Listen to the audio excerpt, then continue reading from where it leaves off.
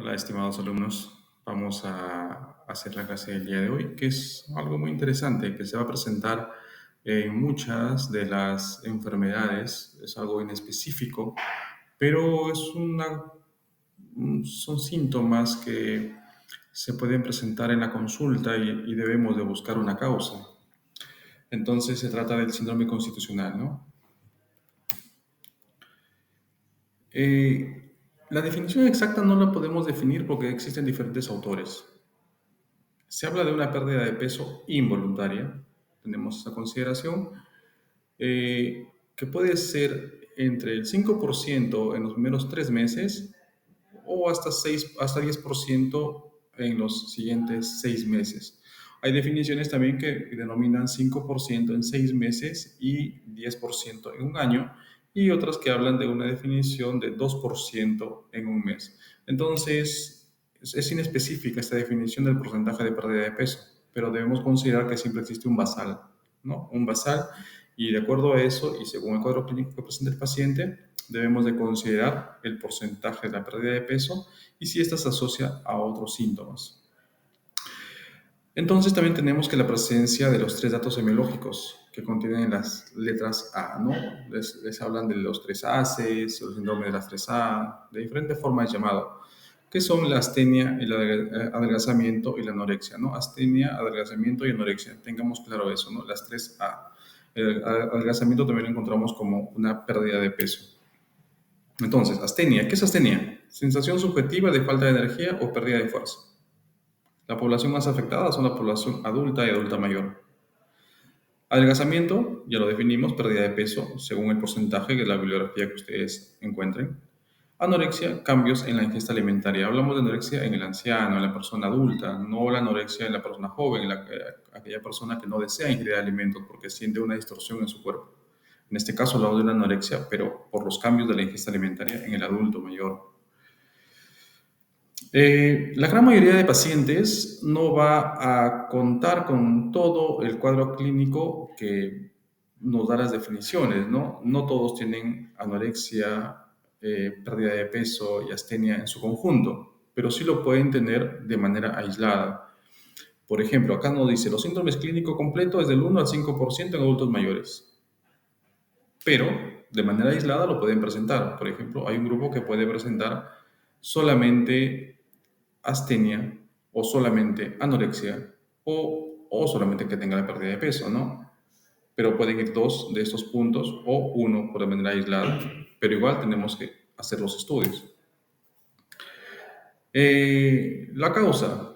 La gran mayoría de las causas son por procesos orgánicos, pueden ser neoplásicos o no neoplásicos, psicológicos, farmacológicos o también sociales.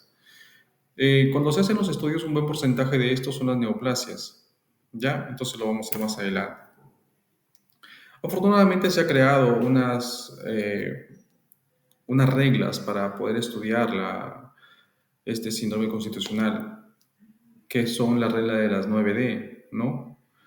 Y estas son la demencia, la depresión, las enfermedades agudas o crónicas, la disfagia, la disgenusia, la diarrea, las drogas que se pueden ingerir, los fármacos que también influyen en la pérdida de peso, los problemas dentales y la disfunción o también o discapacidad. Entonces, este cuadro, que son cuadros anglosajones, nos va a orientar a buscar cuál es la causa de la pérdida de peso, ¿no?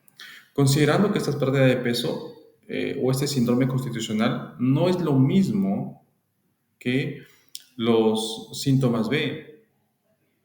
La diferencia sería, ¿no?, que el síntoma B presenta también por las noches fiebre y diaforesis, cosa que no presenta el síndrome constitucional. Bien. Otra regla mnemotécnica que son Mills-Wills, que es la comida sobre ruedas, también nos indica más o menos qué podemos estudiar en el paciente con pérdida de peso para poder determinar cuál es la causa, cuál es el origen. Y las principales son, ¿no?, acá lo vemos en el orden, Mills-Wills, que son la medicación, los problemas emocionales, especialmente la depresión en la persona, en el adulto mayor, el alcoholismo, la anorexia nerviosa, la paranoia tardía, alteraciones de la deglución, problemas dentales, problemas de la cavidad oral, también los recursos económicos, que si no cuenta el paciente con recursos económicos, obviamente no se puede alimentar. Alteraciones de la conducta en relación con demencia, problemas hormonales, enfermedades de problemas digestivos, dificultades para la alimentación, dietas restrictivas y problemas sociales. Entonces, cuando nosotros estudiamos a un paciente que tiene una pérdida de peso, debemos considerar ambas reglas para poder definir o orientar nuestro diagnóstico, ¿correcto? Dentro de los fármacos que pueden asociarse a una manifestación de un síndrome constitucional, o sea, fármacos que nos van a hacer perder peso, son los cardiológicos, los psicofármacos, los analgésicos y otros fármacos, ¿no? Como los antidiabéticos y los fármacos para tratamientos hormonales, los antibióticos. Entonces, dentro de la anamnesis debemos también considerar estos fármacos que podrían determinar una pérdida de peso o astenia, ¿no? Entonces, como en todo paciente, lo primero es nuestra historia clínica, anamnesis, antecedentes, los hábitos, las enfermedades que padece el paciente, qué fármacos consume, tener una historia dietética. Pero eso es lo que entrevistamos, lo que buscamos obtener del paciente. Pero no nos quedemos con eso, tenemos que seguir avanzando y vamos a nuestro examen físico.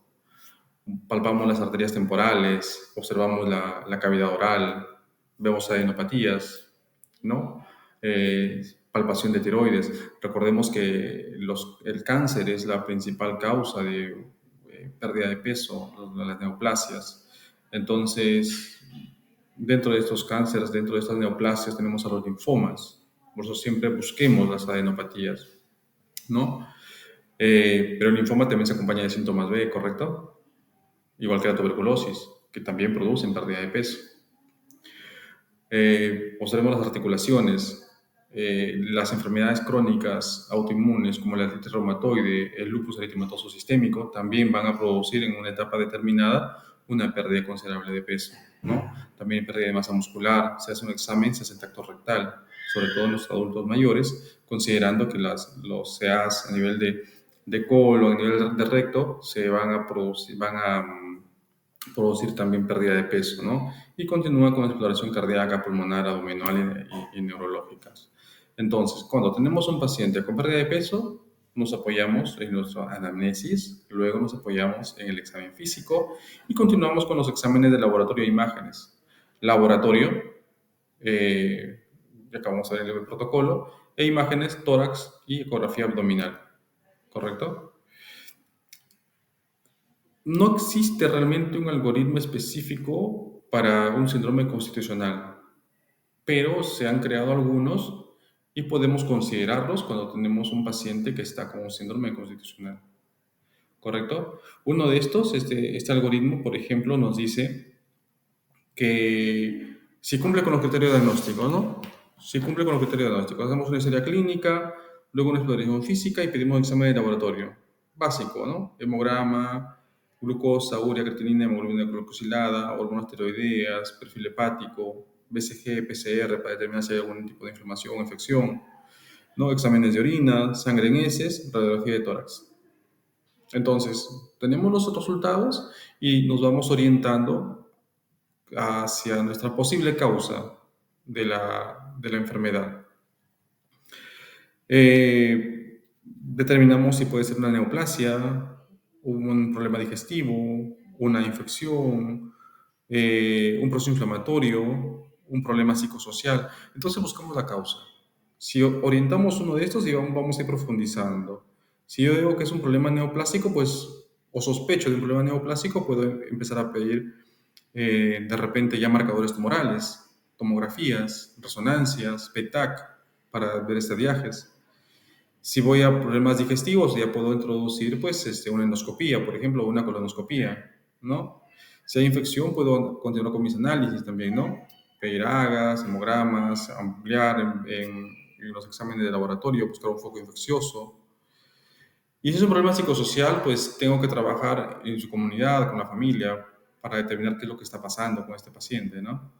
Entonces, no existe un manejo único, es un manejo multidisciplinario para el paciente que presenta una pérdida de peso, un síndrome constitucional.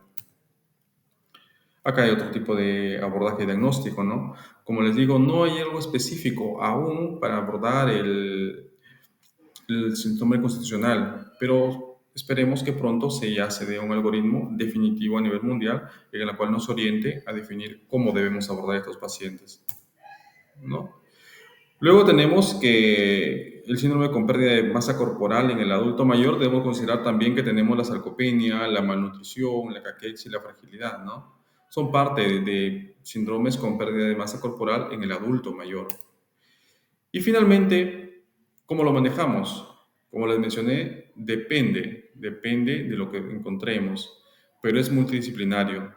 Acá ingresa medicina interna, endocrino, nutrición, psiquiatría, asistencia social y todas aquellas especialidades que pueden contribuir a la mejoría del paciente, ¿correcto?